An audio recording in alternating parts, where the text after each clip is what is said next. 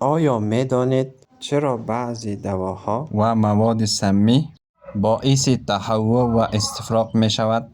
در مغز ناحیه به نام ستیزاید یا کیمو ریسپتور تریگر زون وجود دارد که به آن منطقه محرک استفراغ گفته می شود. این ناحیه در نزدیکی مرکز استفراغ قرار دارد و وظیفه آن شناسایی مواد سمی، دواها و بعضی تغییرات کیمیایی خون است. وقتی که سیتیزاید این مواد را تشخیص می دهد به مرکز استفراغ پیام می دهد. در نتیجه فرد دچار تهوع و استفراغ می شود.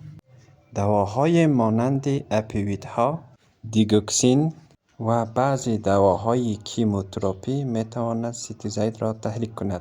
به همین دلیل بسیاری از دواهای ضد تهوع مانند آنتاگونیست گیرنده دوپامین و سیروتونین با مهار سیتیزاید از تهوع و استفراغ جلوگیری می کند. سیتیزاید یکی از مهمترین ساختارهای مغزی در کنترل تهوع و استفراغ است. هرگاه علت تهوع را جستجو می‌کنی، سیتیزاید یکی از بخش‌هایی است که باید به یاد داشته باشی.